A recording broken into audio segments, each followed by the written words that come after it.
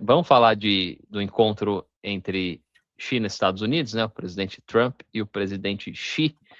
Deixa eu colocar aqui. Tem um resumão aqui, deve dar uns 2, 3 minutinhos, cara, mas tem um resumão muito legal do encontro todo, dublado e legendado, bem legal. Vou colocar, né?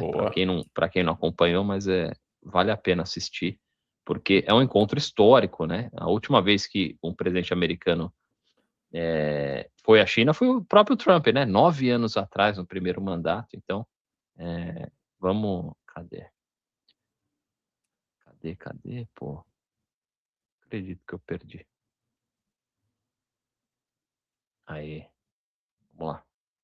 Respeitado presidente Trump, é um grande prazer. Desde que nos encontramos em Pequim. Esta é a sua primeira visita à China em 9 anos. Este nosso encontro, agora podemos afirmar com toda certeza que está capturando o interesse e a atenção do mundo inteiro. Atualmente, as mudanças que não aconteciam há um século estão se acelerando. A situação internacional está mudando rapidamente. O mundo chegou a uma nova encruzilhada. Será que China e Estados Unidos conseguem superar a chamada armadilha de Tucídides? Criar um novo paradigma para as relações entre grandes potências? Será que conseguimos, juntos, enfrentar os desafios globais? Injetar mais estabilidade no mundo? Será que podemos trazer benefícios para os povos dos dois países e para o futuro e destino da humanidade? Construir juntos um futuro promissor para as relações entre nossos países? Essas questões podem ser chamadas de perguntas da história. Perguntas do mundo, perguntas do povo. E também, entre eu e você, como líderes de grandes potências, precisamos responder juntos a essas questões do nosso tempo. Este ano marca o 250º aniversário de independência do ZEUA. Quero parabenizar você e o povo americano. Sempre acreditei que os interesses comuns entre China e Estados Unidos são maiores do que as divergências. O sucesso de cada um é uma oportunidade para o outro. A estabilidade nas relações entre China e Estados Unidos é benéfica para o mundo. Quando ambos cooperam, ambos se beneficiam. Quando entram em conflito, ambos saem prejudicados. Devemos ser parceiros, não adversários.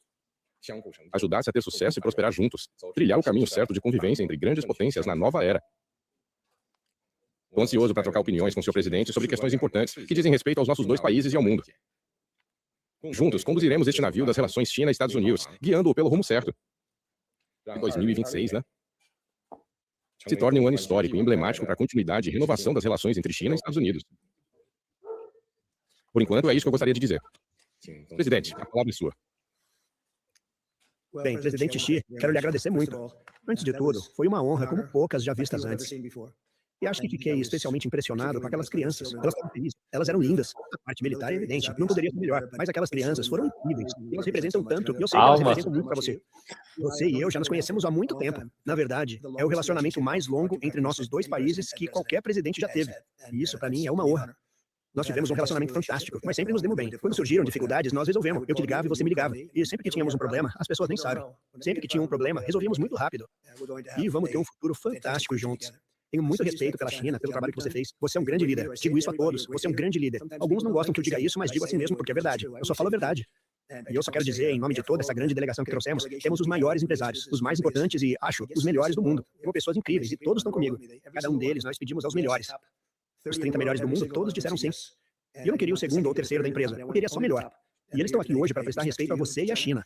E eles estão ansiosos para negociar e fazer negócios. E da nossa parte vai ser totalmente recíproco.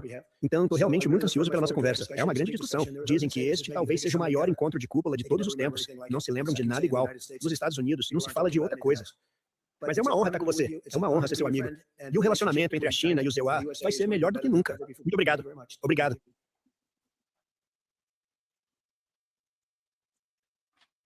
Tá aí. Bom, já posso comentar rapidamente? Pode, Diego, manda que ele bala, falou um conceito que eu acho que é relevante. A armadilha do... Eu sabia Armadilha que você ia de querer comentar Tucídides. isso. Vai lá. Eu vou explicar o que é, né? Tucídides é o historiador, um dos primeiros, né? Era um ateniense que escreveu 8 livros contando a história da Guerra do Peloponeso, né? Aí ele explica, né, como Esparta começou a se sentir ameaçada, né, em sua hegemonia por Atenas, e entrou em guerra. Né? Então, aí os historiadores, outros, né, na verdade, mais teóricos da política, né, perceberam esse padrão na história. Sempre que existe uma hegemonia que está sendo quebrada, ameaçada por outra, a guerra acaba sendo, né, quase inevitável. Então eles perceberam esse padrão se repetindo inúmeras vezes. E aí eles voltaram lá para Tucídides, né, que foi um dos primeiros que percebeu esse fenômeno. Então essa é a armadilha de Tucídides, né? É quando você tem uma quebra de uma hegemonia pela ascensão de uma outra potência. E aí o que o Xi está falando é que ele quer tentar evitar, né, essa armadilha, quer evitar um conflito, uma guerra quente, né, entre as duas potências. A impressão que eu fiquei é que realmente, e é algo que a gente falou lá atrás, né, cara, que talvez os Estados Unidos e a China acabassem se unindo, entre aspas, aí, né, e assumindo um controle global meio que conjunto, porque uma guerra não vai ter vencedora, né? Uma guerra real não tem, entre China e Estados Unidos não tem vencedor, né? E juntos eles podem continuar prosperando, né? Um precisa do outro. A China ainda precisa muito dos Estados Unidos e não acho que essa dependência vai acabar, sinceramente. E vice-versa, né? Os Estados Unidos dependem demais da China, tanto que o Donald Trump foi para lá, para esse encontro, com vários CEOs. Eu tenho uma lista aqui para a gente olhar. Olha quem foi com o Donald Trump para essa visita à China. O Elon Musk foi, o Tim Cook, né, o CEO da Apple, o Larry Fink, que é o CEO da BlackRock, que é o maior fundo de investimentos e gerenciamento de patrimônios do mundo, né, BlackRock, CEO da Mastercard, da Visa, da Qualcomm, do grupo Citi, da Boeing, da Meta, da General Electric, enfim, tá todo mundo lá, né? O número um das maiores empresas do mundo. Diz que somados, essas empresas têm um valor de, eu vou chutar o número porque eu não vou lembrar de, mas 12, 13 trilhões de dólares, assim, um negócio muito bizarro, né? E outro detalhe, muitos detalhes interessantes, né, sobre esse encontro. Um deles é que à noite, no jantar, a organização chinesa colocou cada CEO americano desses aí, dessa lista que eu mostrei, com o seu com a contrapartida chinesa. Então, por exemplo, o Elon Musk ficou numa mesa com os líderes da BYD. Foi bem curioso isso, assim. Os chineses, eles pensam em tudo. É um negócio, uma organização, um negócio absurdo. Eu não tenho o que falar. Disciplina, organização dos chineses. E antes do jantar começar, eles fizeram um brinde. Primeiro o Xi falou, depois o Trump. E o Xi também fez mais um discurso muito amistoso, mas muito profundo, né? Observando essas questões aí que são muito complexas hoje no mundo e tal, falando sobre guerra e tal. O Trump já foi por um outro lado. O Trump é foda, mas ele falou, por exemplo, que os chineses gostam muito de jeans, né, e gostam muito dos Estados Unidos, e ele falou sobre a cultura chinesa, quanto a cultura chinesa influencia os Estados Unidos. Existem mais restaurantes chineses nos Estados Unidos do que todas as redes de fast food juntas, cara. E tem muito restaurante chinês aqui. Enfim, mas muito interessante esse encontro. E aí, Cadu, o que você tirou de tudo isso por enquanto? Ainda não acabou, né? Tem mais uma rodada aí. Né? Falaram de Taiwan. Irã parece que não foi, pelo menos publicamente não falaram muito, mas o Trump, os Estados Unidos estão enrascados ali no Irã, né? E contam muito com a China para sair desse pepino também. E aí, o Xi pareceu muito bem posicionado aí nesse encontro. O que você achou, Cadu? Achei bem interessante, cara. A princípio, assim, a primeira coisa que chamou a atenção foi o Trump, né? A primeira coisa que ele exaltou foram as crianças da China, Ele cara. gostou muito das crianças, Ele cara. não tem noção, né? Realmente ele não tem a menor noção do que ele tá fazendo ali. Mas, fora essa palhaçada aí, puta, eu vejo ele indo com todos esses CEOs aí, um monte de homem branco, né? Tem uma mulher, eu acho, só. Duas. Indo pra lá, para duas, CEO, né? Eu vi essa piada numa série, cara, muito boa. Então, ele vai com toda essa gente lá, os grandes empresários dos Estados Unidos, para tentar, né? Eu acho que a ideia é realmente negociar, né? O Chile se coloca ali como um pacifista, cara, um cara que quer realmente fazer negócio, mas ele coloca a dúvida, né? Ele fala, será que a gente vai conseguir superar isso, né? Será que a gente vai conseguir ficar numa boa e fazer negócio, né? Porque a China não vai entrar em negócio para sair perdendo, né? Isso aí já está mais que óbvio, né? Eles têm a intenção de fazer parcerias com vários países, né? E investimentos, tal, e não seria diferente com os Estados Unidos, cara. Eles são parceiros desde sempre. E só que é aquilo, né? Eles estão num estágio que eles têm condições de fazer exigências que os Estados Unidos hoje não teriam, né? De botar, sabe, pressão, sei lá, qualquer pressão que eles fossem fazer para cima dos chineses ali, eu acho que eles estariam perdendo, cara, né? Porque hoje a situação realmente virou e existe essa armadilha do Tucídides aí, tá bem evidente, né? Porque eles estão numa fase de crescimento, de superar a hegemonia dos Estados Unidos. E aí teve toda a questão acho que todas essas pessoas foram ali porque para debater questões de tecnologia mesmo, porque a questão dos chips, né, cara, porque você vê, a NVIDIA foi proibida de vender chips para a China, né, até 2022 eles compravam todos os chips, praticamente a produção toda deles era dedicada para a China, até que o Biden proibiu, né, não podia mais vender e eles começaram a desenvolver a própria indústria, né, parece que todos os movimentos que os Estados Unidos fizeram até agora para controlar, para tentar frear a China, meio que catapultaram eles para um desenvolvimento mais rápido até, e próprio, né? Tanto que eles conseguiram, esse ano, né, desenvolver ali chips muito parecidos com os da NVIDIA e meio que não vão precisar mais tanto, sabe? Porque agora eles liberaram, né? Liberaram para eles poderem comprar de novo os chips mais avançados e tal, só que eles falaram, tá, mas agora a gente não, sabe, não precisa tanto, não precisa para agora. O governo chinês orientou as empresas de tecnologia da China a darem uma segurada, assim, não precisa comprar agora não. Então, a posição de vantagem da China é cada vez maior.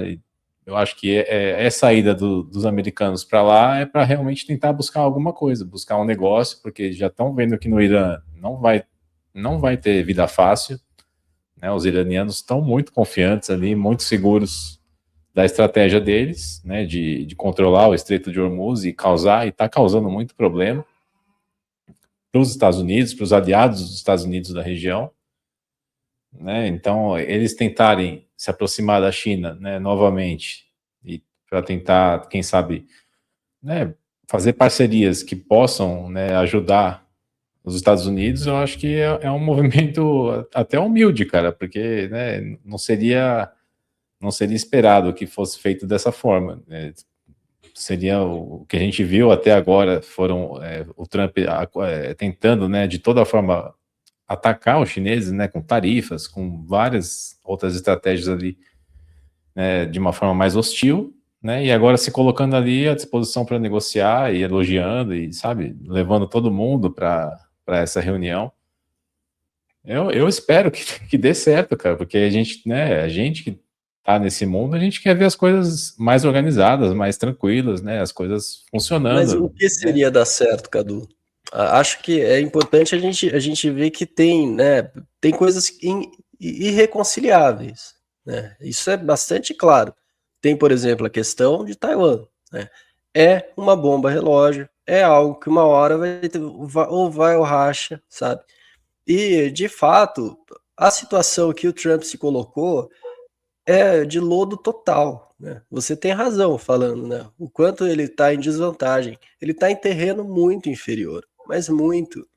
E é bizarro porque acho que as pessoas talvez não tenham muita dimensão da importância desse momento, né? Esse encontro é, de fato, o mais importante desde sei lá, cara. Talvez desde a viagem do Nixon para a China, sabe? É uma coisa completamente absurda de importante, porque você tem 3 focos principais de potenciais conflitos ou de conflitos que já acontecem. A gente tem Hormuz, né? Tem Ucrânia e Rússia, e tem Taiwan, né? O Trump deixou meio claro que ele troca qualquer concessão em Taiwan por apoio, nem que seja para eles pararem de vender arma para o Irã, qualquer coisa, porque ele realmente não sabe, ele não tem a menor vaga ideia de como terminar aquela guerra. Então ele tá numa situação de mendicância geopolítica, né? Ele está totalmente desesperado, com a base toda fodida, e assim,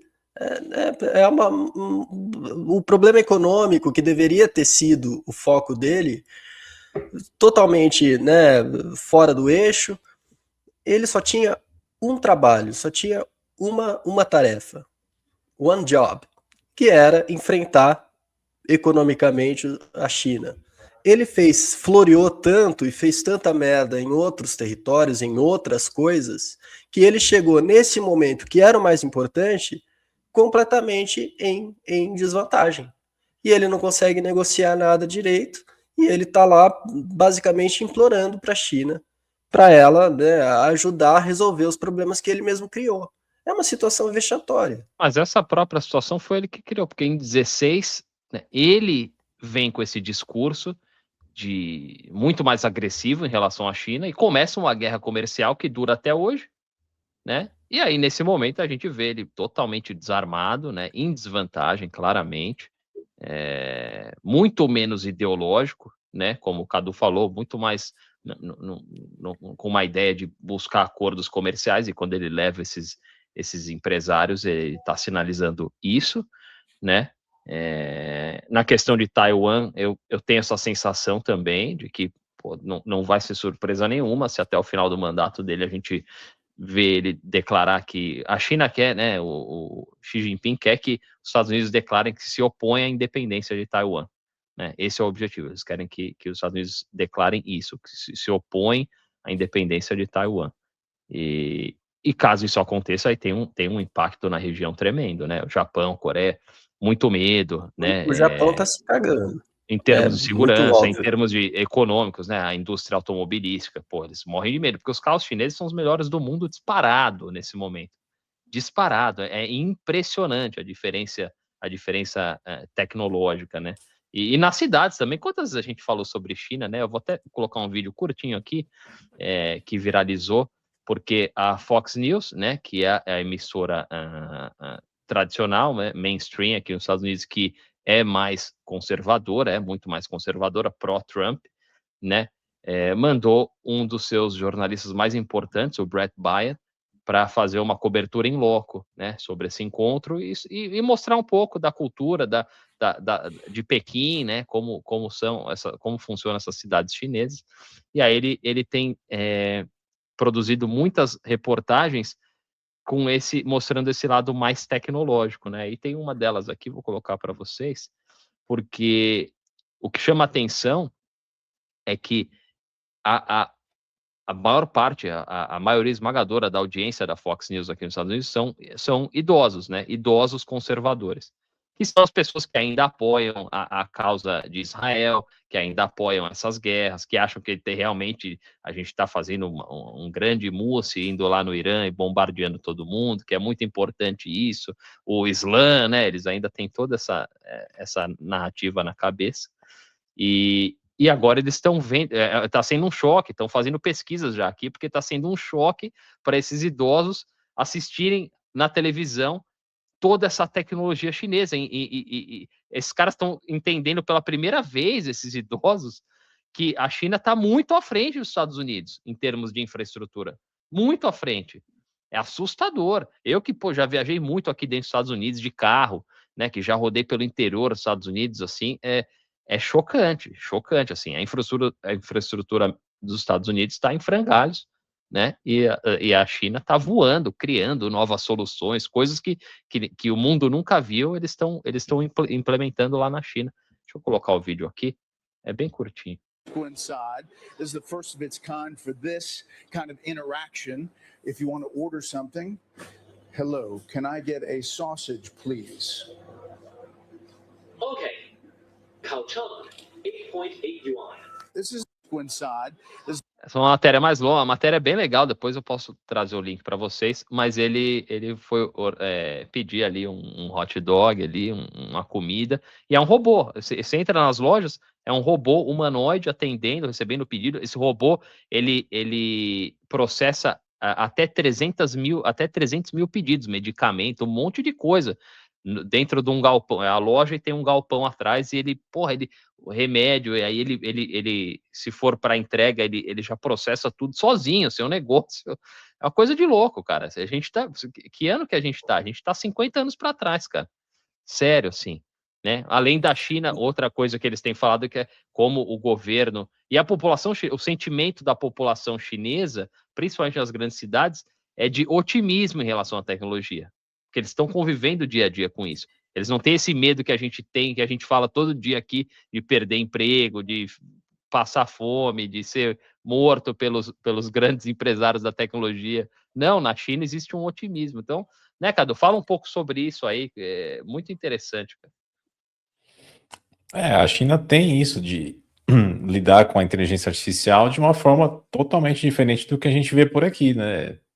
Lá a gente vê a inteligência artificial sendo, né, desenvolvida para atender necessidades da população, para atender, para substituir empregos, né, que não são empregos bons, cara, empregos meio precários, assim. Você vai ver que a robótica vai começar a entrar nessa área, para ajudar as pessoas, empregos de cuidados, né?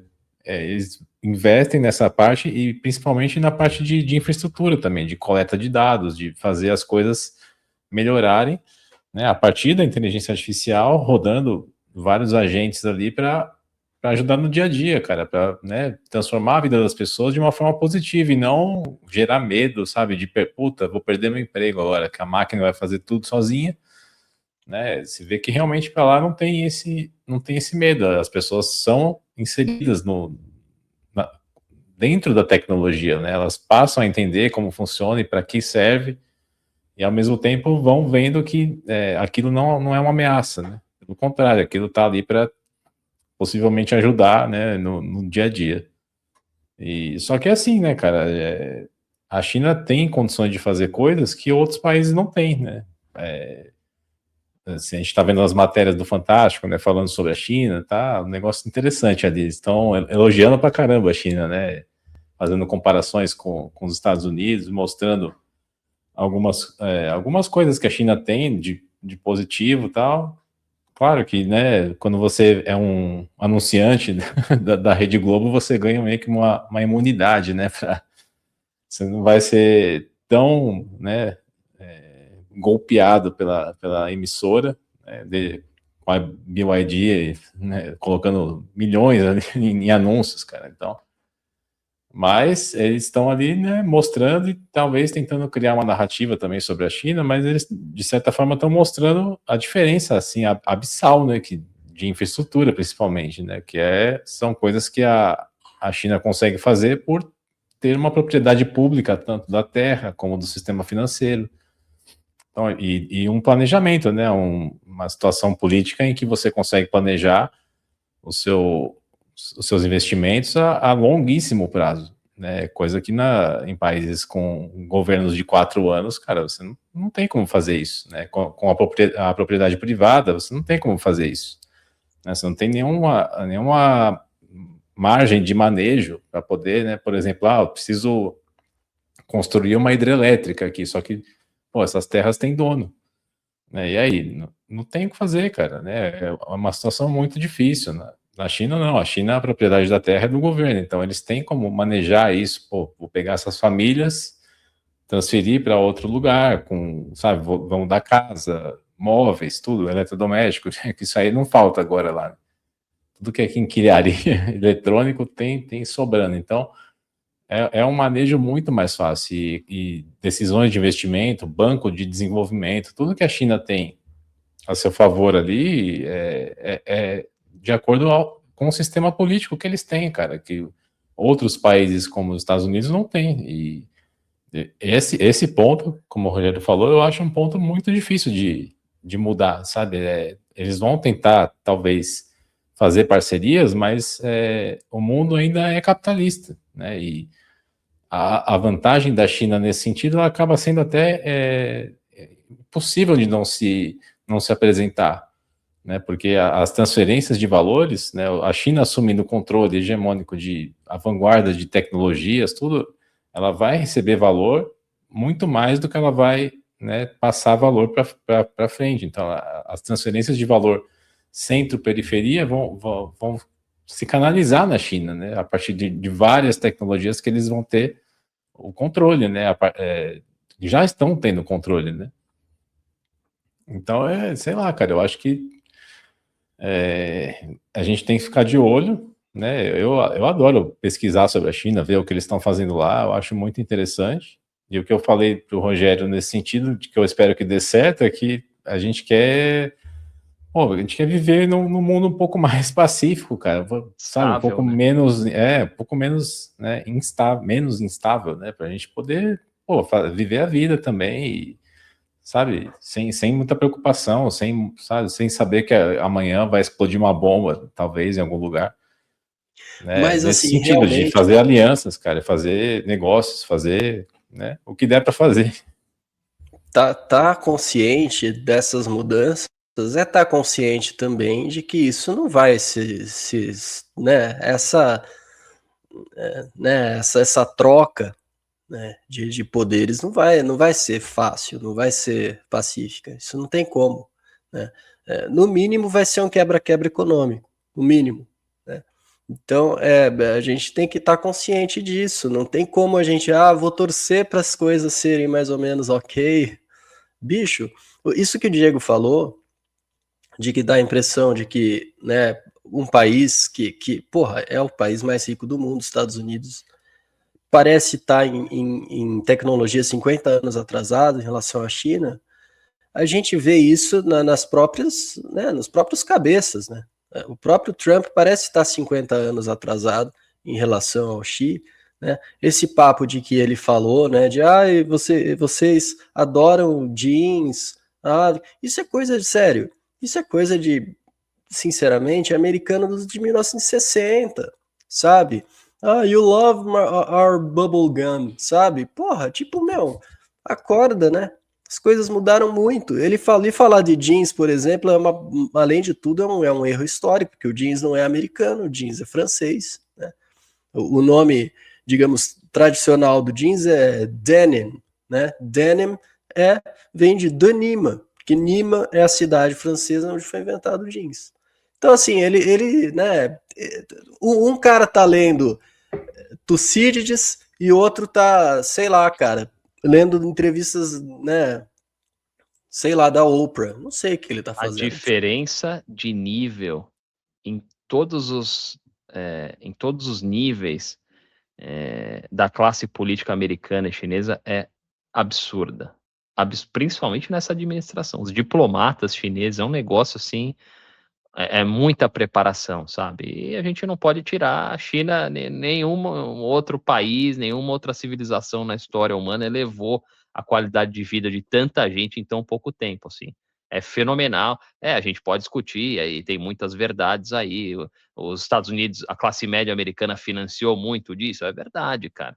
A gente sente até hoje, mas, enfim, o trabalho da China, nesse sentido, é impecável. A China tem problemas? Tem problema pra cacete, né? Porque não é um país, é um continente, né? Tem um monte de problema. O que a gente vê nas grandes cidades, os grandes centros urbanos chineses, não é o que se vê no interior.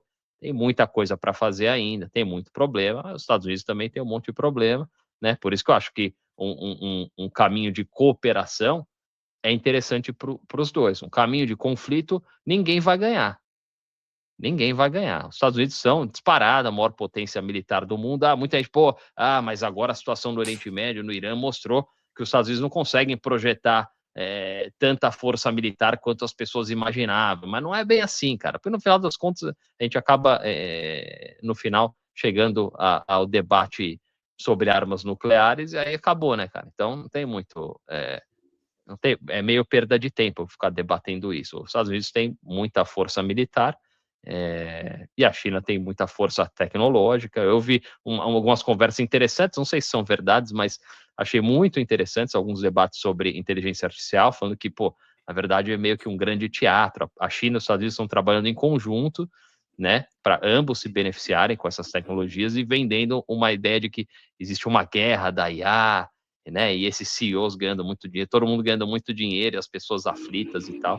Mas, enfim, não sei até que ponto isso é verdade, mas eu vejo sim, professor, eu estou mais otimista que o senhor, cara. Eu vejo um caminho possível aí de um pouco mais de colaboração e né, dar uma arrefecida aí nesse conflito, principalmente comercial, cara.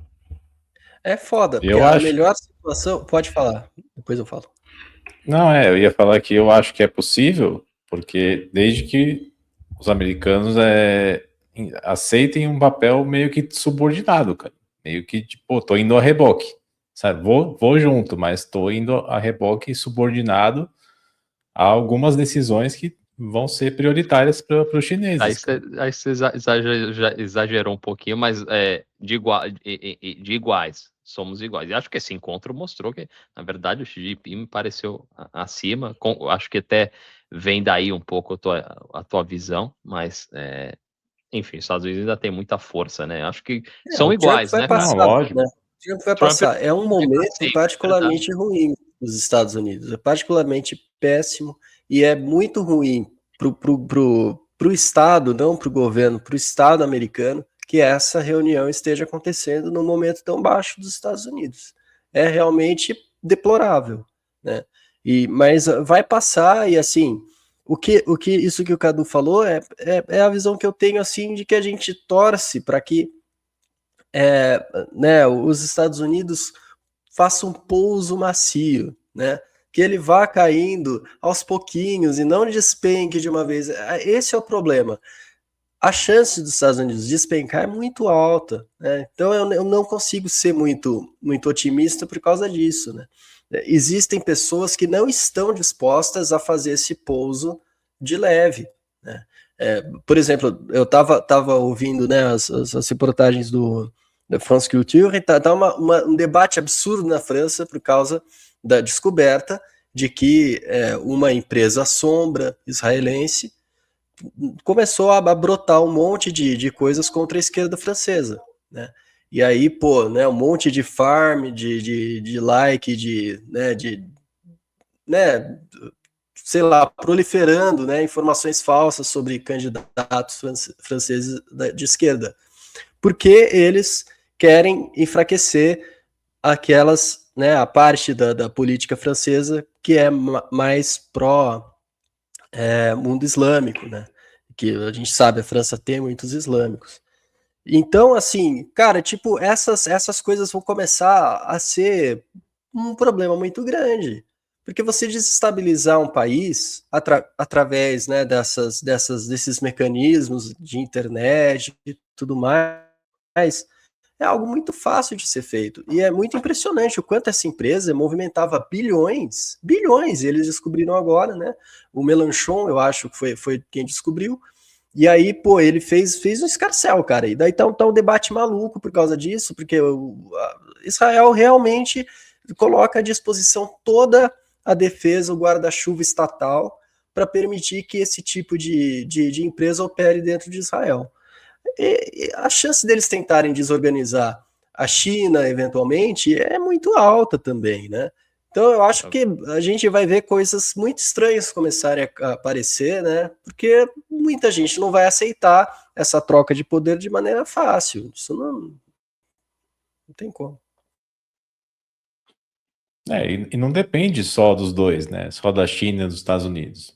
A China ainda depende do Irã, por exemplo, para ter o petróleo que ela usa para desenvolver suas tecnologias próprias, mas ela ainda é muito dependente desse petróleo. Então, como que ela vai se acertar com os Estados Unidos, né, e meio que deixar o Irã de lado, cara? Não tem como, sabe? Eles vão ter que negociar termos desfavoráveis, né? E eu acho que quem está em posição de sair por cima nesse momento é a China, de acordo com a posição, né, do tabuleiro ali no geral, cara.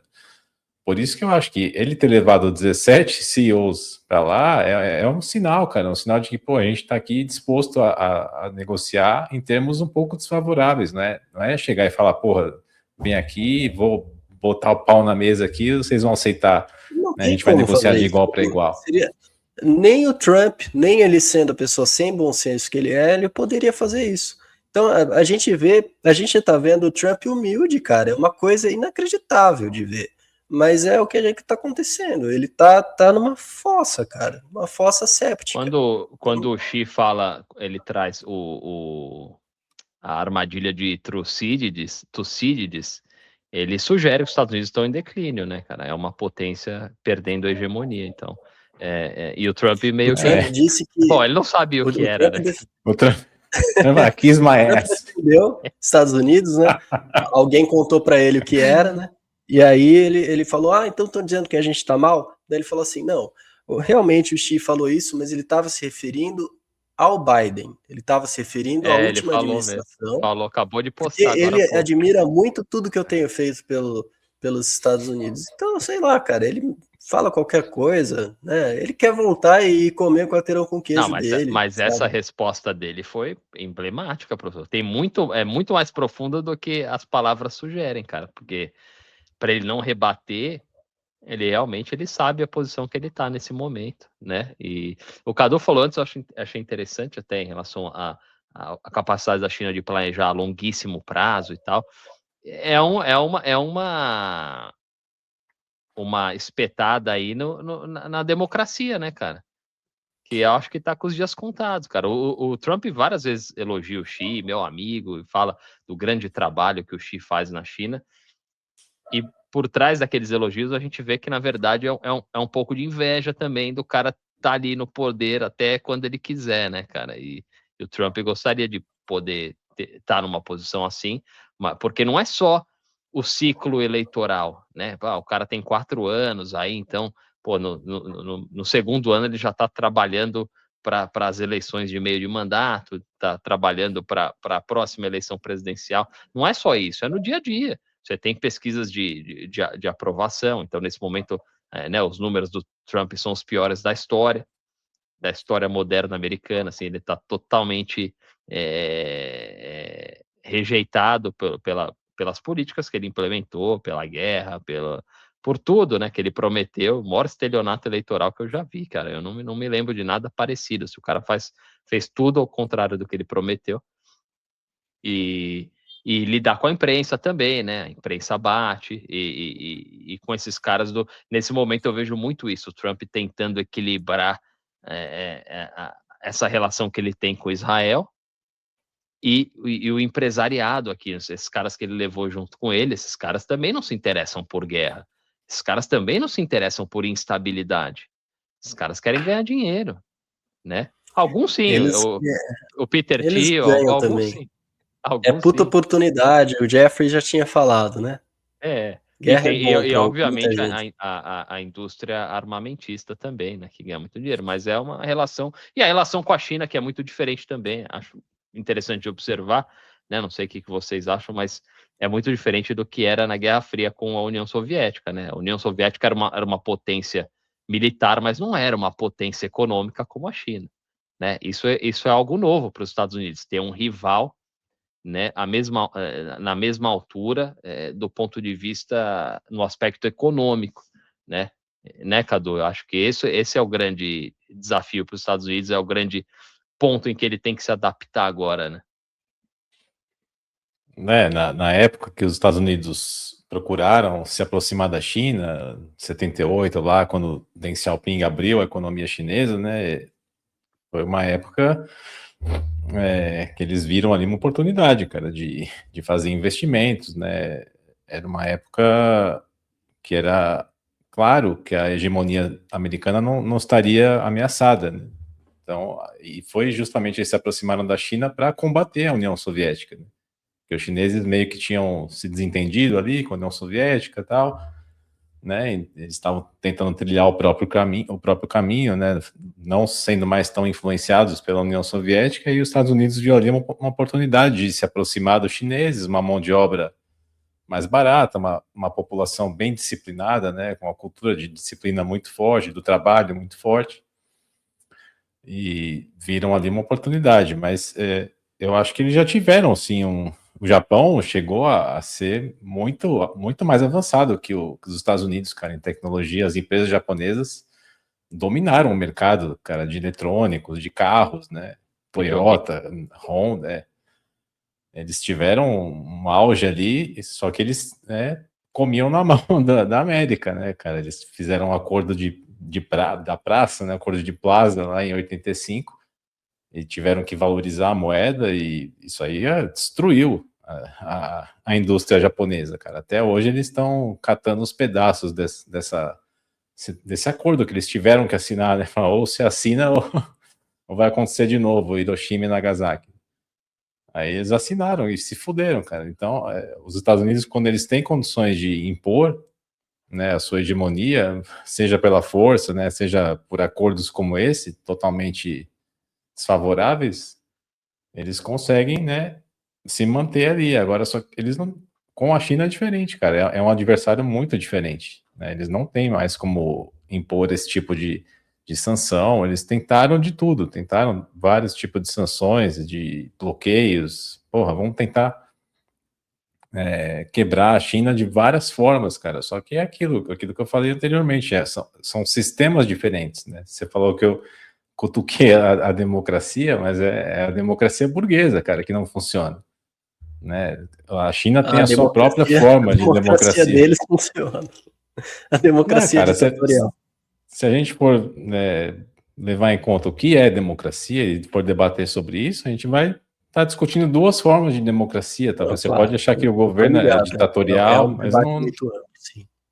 Sim, então Se é um governo que representa os interesses da população, né? Porque quando o Donald Trump leva os maiores empresários, os caras mais ricos do mundo junto com ele não tá defendendo os interesses da classe trabalhadora, cara.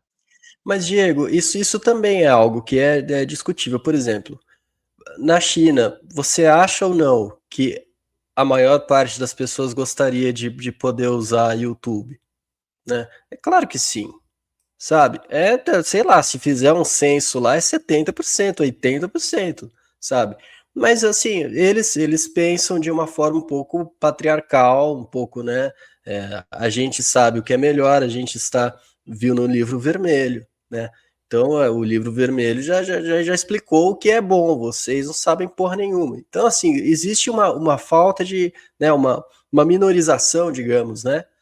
Parece que eles não são adultos funcionais, os cidadãos chineses, porque eles não podem realmente, né, ter uma voz decisiva sobre alguns assuntos, algumas coisas. Mas tá errado, cara. Às vezes eu faço essa reflexão, porque olha a situação, olha a população brasileira, cara. Olha a população norte-americana. Olha o nível intelectual, cara. Olha a degeneração.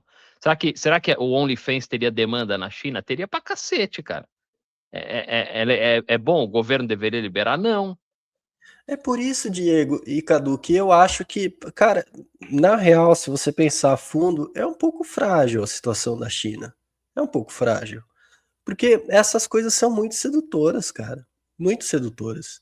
É uma questão, assim, de uma coisa pequena que pode acontecer dentro do governo ou, né, do equilíbrio social chinês que pode, né? Então eles estão sempre equilibrando os pratos, claro. É que tem a China, com sabedoria, mas a China, isso é uma das coisas que eu mais admiro na China nesse momento, até pelo que aconteceu na guerra do OP e tal.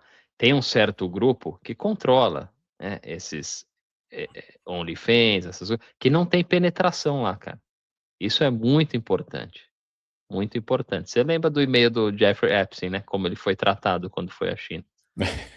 Chamaram de cachorro. Irmão, é foda, cara. Mas assim, eu só tô constatando que realmente é sedutor, né?